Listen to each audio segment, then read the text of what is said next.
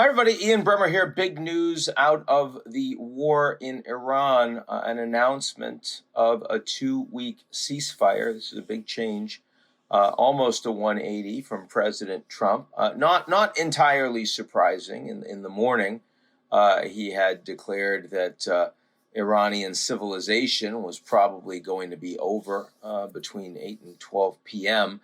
That's very specific. He managed to escalate maximally before the eventual climb down. This was, frankly, the best possible scenario for weeks, was that Trump would declare victory unilaterally, irrespective of the terms that were provided by Iran. And then hopefully you can end the conflict or reduce the conflict, and you can start to rebuild, reconstruct, and eventually get the economy working again.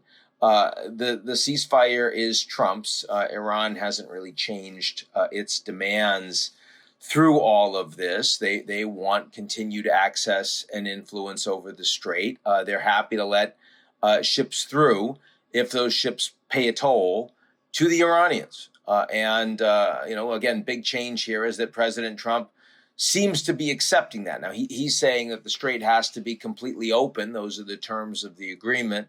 But the idea that the Iranians are charging a toll, well, that is control over the strait. And if it's a joint venture, as Trump says, then it means that the Americans and the Iranians have control, other countries don't. We are clearly very far from an agreement between the United States and Iran to jointly control the strait. That is not in any instance what we're looking at right now. What we're looking at is a unilateral climb down by the Americans. And that is, again, a useful thing insofar as it means that the Iranians are not likely to strike back. And that means less tail risk around big infrastructure in the Gulf getting destroyed, tankers getting hit, and the like. Now, there's already been a level of recrimination and potential breaking of the ceasefire. First, there was an initial announcement by the Pakistanis that the Lebanon front, the war in Lebanon that the Israelis are conducting is a part of this. The Israelis immediately said that was not the case.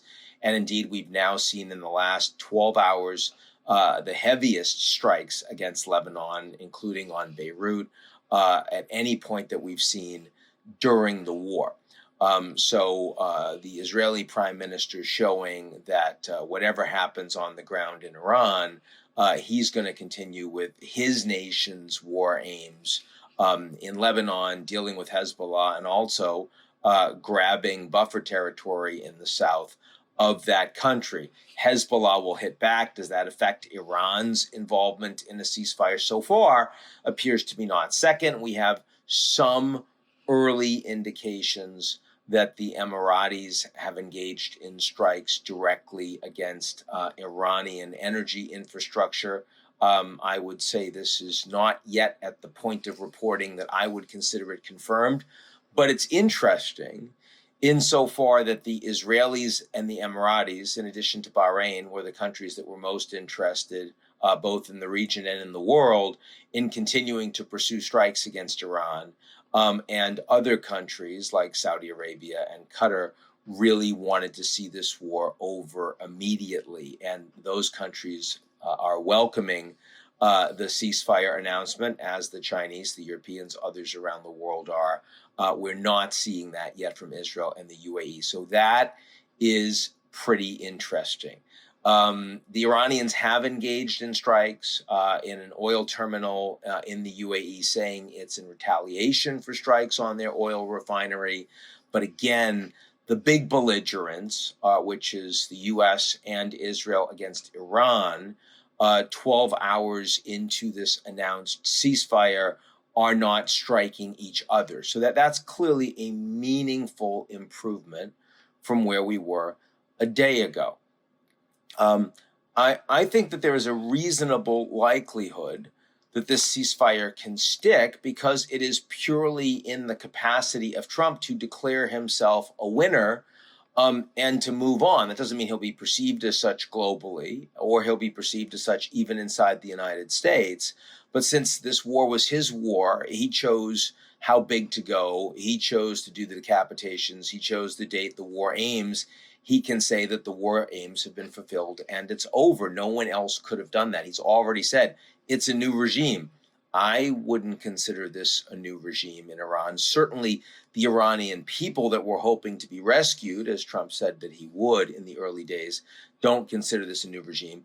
But if Trump does, and that is the reality that he's going to run with, then you've solved that goal. You don't need to go ahead with it.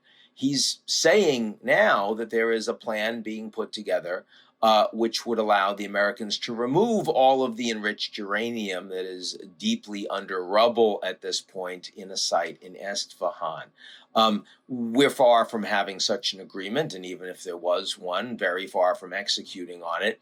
But if that is the reality that Trump is prepared to run with, then you no longer need to engage in strikes on that front. I will say that the American military had been increasingly concerned that there was much more Iranian ballistic missile capacity than they had anticipated. Longer range, faster missiles that could evade defenses, like the one we saw taking out the Qatari LNG plant, like the one we saw against the air base with the American aircraft, and all the injuries you saw in Saudi Arabia outside Riyadh. And that was making the American military tell Trump, we're not comfortable with these boots on the ground plans near term. We need a longer period of time. We're not ready for 2 weeks, 3 weeks, maybe even 4 weeks. Now, given all of this, American troops are still going to the region. You still have a third aircraft carrier strike group that it will be arriving in another week. Plus, you have thousands of additional ground forces, and those military plans have been drawn up. And Trump is still very capable of changing his mind and using them. At the very least, that will have happened with lower energy prices, and other prices over the course of the next couple weeks, assuming that the ceasefire mostly holds. That's very different from saying that there's an agreement on what to do with the Strait going forward. And I mean, here is the biggest issue. It's not the nuclear issue, which the Americans and the Israelis have had plans and capacity to respond to. It's not regime change, which was never an operational plan by the United States. And it's not even the overall conventional military capabilities, which have largely been blown up, but they still have destructive and disruptive power. The big problem is, are you prepared to tolerate that the only ships that go through the strait are those that the Iranians say can go through? If the Americans and the Iranians don't come to a deal on how to handle that, and the U.S. could say, look, this is reconstruction. The money for reconstruction is all the money that you're getting for these ships going through. And Iran can say, we control the ships going through, that the strait is basically our influence.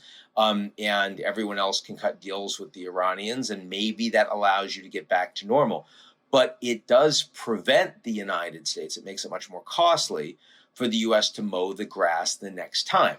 That as the Iranians then rebuild their military capabilities and probably their nuclear capabilities too, that the next time the consequences and the costs of going after Iran are clearly much greater. And also the countries that would directly oppose it, because they are engaging with the Iranians diplomatically and economically to get all of these goods through. So what's the takeaway? First immediate takeaway is welcome the ceasefire.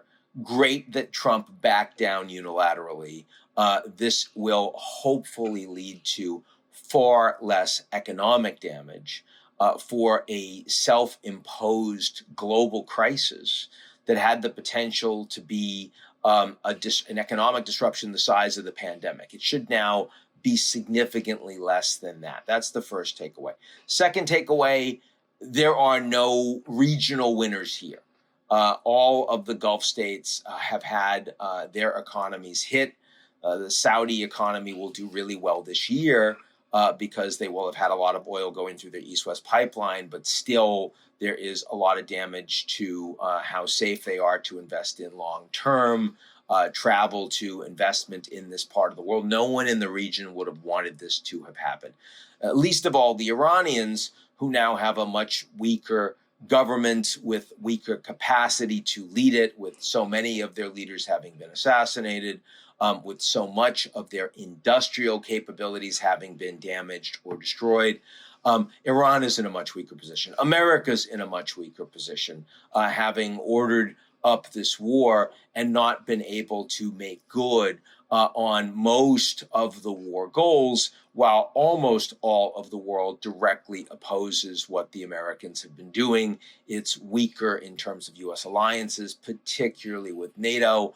And it also makes the Russians and the Chinese feel like if we can just cause damage to the United States, they can't handle long-term conflict with us. Another data point, very important for the Chinese after what they saw with their trade war, brief as it was, with the United States. And then there is the question of, do we really think that this is going to last? And there, watch the Israelis, watch the Emiratis, and watch whether or not we see execution risk as there are more than, even though Trump is the unilateral agent in determining the ceasefire, there are plenty of people that are involved in this fight, and that including an Iranian government that may not have unitary capacity to execute on saying no more strikes.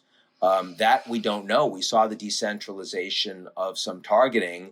Is there going to be a decentralization in ending the ceasefire too? In which case you've got problems because things will still get targeted in the Strait, even as a central Iranian government is trying to keep it open. What about the Houthis? What about Hezbollah? And how do the Israelis respond to all of that? So big questions today, but still a significantly better position than we were in yesterday or any of the last 5 weeks, frankly. And it's always welcome to have a little bit of good news. That's it for me. And I'll talk to y'all real soon.